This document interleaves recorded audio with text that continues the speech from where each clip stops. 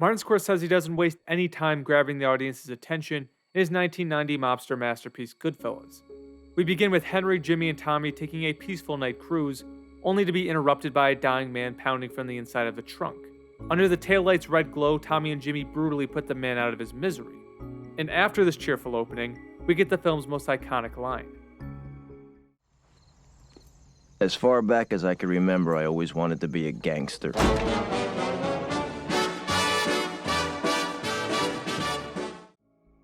That unforgettable line is the perfect introduction to Henry Hill as a character, and placing it right after the murder of Billy Batts implores the audience to consider an important question. Why would anyone want to pursue a life that leads to being involved in bloody murders? It isn't a question that we have to figure out on our own. Henry flat out tells us many times why he was attracted to becoming a gangster. It was the attention, the power, and the special treatment he got from people in the neighborhood, police included. Now, very few people would not want such treatment, but not everyone would be eager to look past the downsides of being a mobster. Henry is. So to understand Henry Hill, we need to figure out what drives that eagerness. On top of that, Henry makes another claim to the audience that is worthy of investigation. He tells us that he belonged in the life. Henry believes that his personality and temperament were well suited for working as a mob associate. At times, that statement appears to be obviously true, but he is different from Jimmy and Tommy, very different, and I'm going to try and lay out why some of the assumptions Henry makes about himself are contradictory. The scenes with young Henry are aimed at answering our first question. He tells us that his neighborhood was full of nobodies, and being in the mob meant being a somebody. There are many people who would probably fit into Henry's group of nobodies, his classmates, the local business owners, the bus driver, but there is one nobody who I believe Henry has in mind specifically, his father. There are quite a few parallels between the childhood portion of Goodfellas and A Bronx Tale. They're telling the same story in many ways. There's a young man at a crossroads, and they can choose to either take the path of their father, a hard-working yet frustrated family man, or a mobster, who gets to indulge the many pleasures associated with the life. In A Bronx Tale, the decision is not easy for Colosio because he gets a much more balanced picture of the mob. Even the gangster he looks up to, Sonny, tells him that there are better lives for him to live. Henry is only ever invited into the life, and unlike Colosio's father, Henry's dad beats him down for hanging out at the cab stand. He doesn't try to explain to Henry why his own life is preferable because he despises his life. So Henry runs full speed away from the life of 7 children in a 9-to-5 job. He wants to live a life on the front foot, not reacting to the decisions of other people, but actually designing the blueprint himself. And the role model he chooses for this ambition is not a level-headed, rational person like Sonny. He chooses Jimmy Conway, who's portrayed by Robert De Niro. Sonny makes sure that C has 2 educations, one from the street and one from school, so he can be twice as smart as everyone. Jimmy wants Henry to see only one side of the coin, which is why the 2 rules he gives Henry to live by are both street rules. Never rat on your friends, and always keep your mouth shut. So that is Henry's moral foundation. Do what you're told, and keep your mouth shut when the missions we send you on attract heat.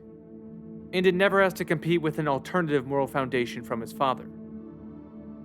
Now, even though Henry is taken by Jimmy's life and the respect he receives, he is a long way from becoming like Jimmy. When Henry introduces us to Jimmy, he tells us that he enjoyed stealing. He doesn't steal as a shortcut to pink Cadillacs and mink coats. Jimmy gets satisfaction from the crime itself. And I think it's safe to say that Tommy gets the same satisfaction from violence. Tommy has a big chip on his shoulder, which we see in the famous Shinebox scene, and I think violence is his way of proving to himself that he's past the days of obeying commands. Violence is control for him.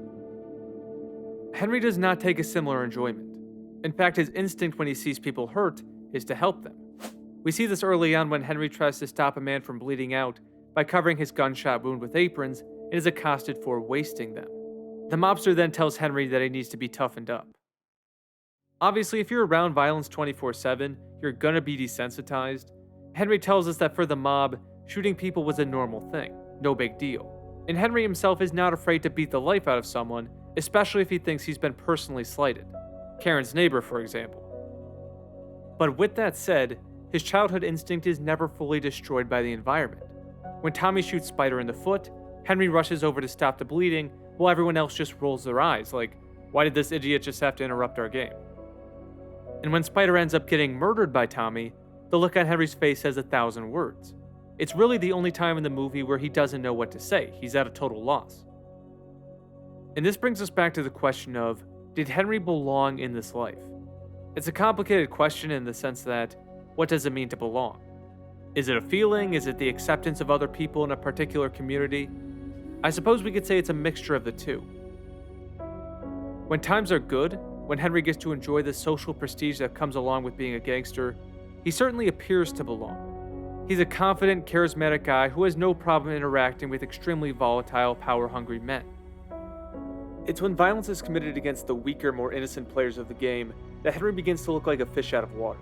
I already mentioned Spider, the most glaring evidence of Henry being different, but there are smaller moments as well. In Joe Pesci's iconic funny house scene, when Tommy starts to go insane and puff his chest out, Henry can only laugh, in pathetic fashion. He does the same thing when Jimmy attacks Maury. He uses laughter to try and diffuse uncomfortable situations. It never works, of course. The only way to stop Jimmy and Tommy's worst impulses is active resistance, but Henry knows that getting in their way is dangerous and could cost him business opportunities. So it could be said that Henry does not fit in with the life when it's at its most violent and destructive. He's the only one sickened by the smell of the dead body that needs to be moved, which is another subtle example of what separates Henry from his two friends. But Henry is willing to endure those moments so he can return to the part of the gangster life that suits him. This is what makes Henry the best character in the movie. Pesci may have the most memorable moments. I couldn't stop thinking about this shot for some reason, but Henry is the most complicated. His most despicable moments are actually not with Jimmy and Tommy. They're with his family. Goodfellas is very unique when it comes to which parts of Henry's life are emphasized. For example, we get to see Henry's wedding, but its relationship with Karen is pushed to the side. The scene is included to show what the mafia life infuses into the wedding. The people lining up to give them cash, the attention of powerful men like Paulie. It's like some sort of dream, and Karen is just as intoxicated as Henry. And after the wedding, Henry and Karen's children just sort of appear, randomly.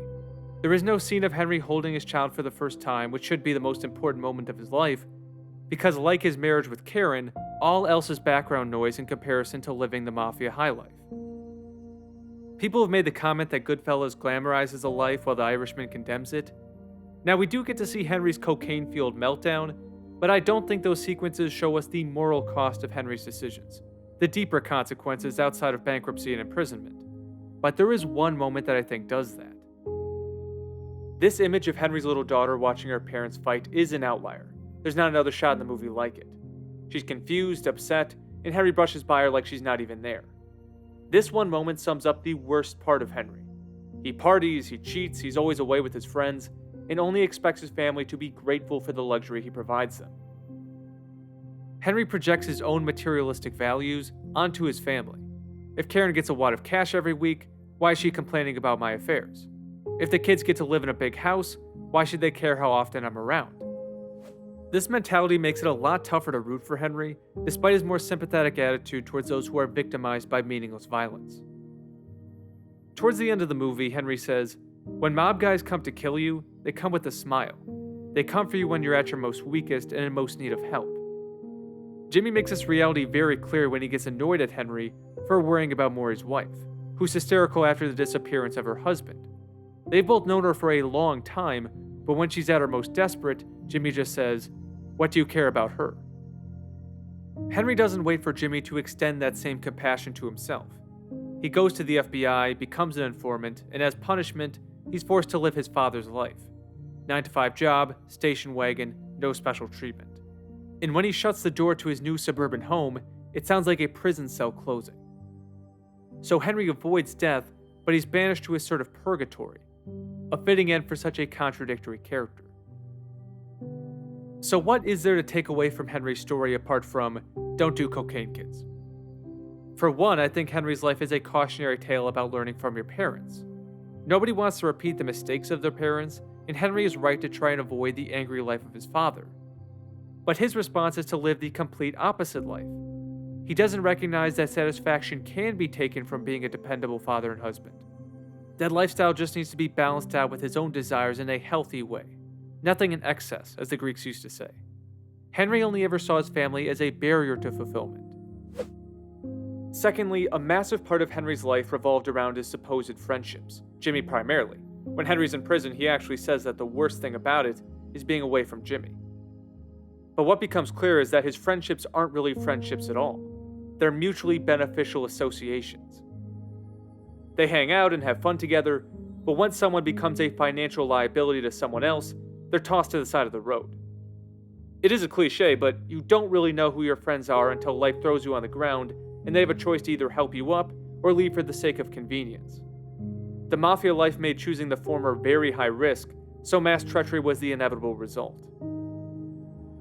Following the death of Ray Liotta, a lot of attention shifted to his performance as Henry Hill. In watching it again closely, it really is an incredible piece of acting. Not every actor could have portrayed Henry's extremely selfish moral system in a way that still allows the audience to have sympathy for him at times. Liotta had to strike a complex psychological balance, and he did it exceptionally well. If you have your own thoughts about Henry, feel free to leave them in the comments. I'd be curious to see how much people liked him as a person. Is there a point where he loses you completely, or do you feel a sense of sympathy towards him until the final shot? I think that'd be an interesting discussion. And if you have a character analysis request, shoot me an email. I'm always looking for new ideas. But thank you so much for stopping by, guys. Have a fantastic rest of your day. I will talk to you soon.